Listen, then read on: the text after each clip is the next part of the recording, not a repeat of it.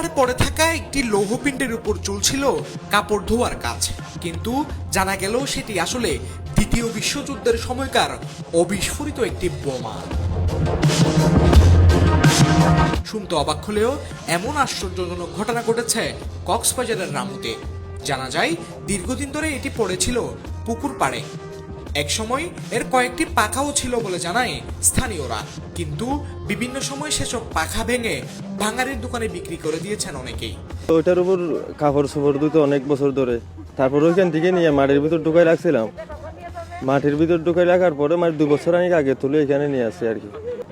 আমরা ওখানে গোসল করছি, কাপড় চোপড় দিচ্ছি, এটাতে পরে অনেক দিন হয়েছে।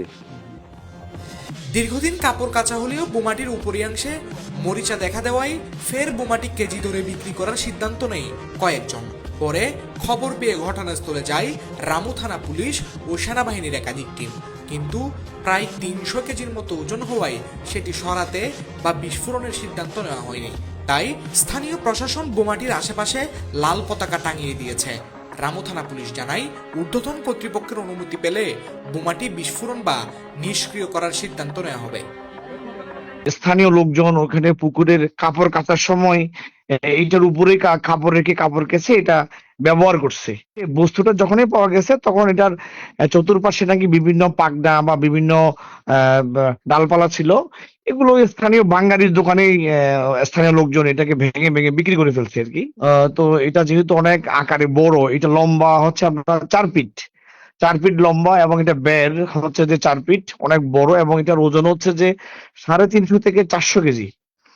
যে কারণে এটা বিস্ফোরণ ঘটাইতে হলে বা এটা আপনার বিনষ্ট করতে হলে এটা আমাদের ঊর্ধ্বতন কর্তৃপক্ষের অনুমতি লাগবে।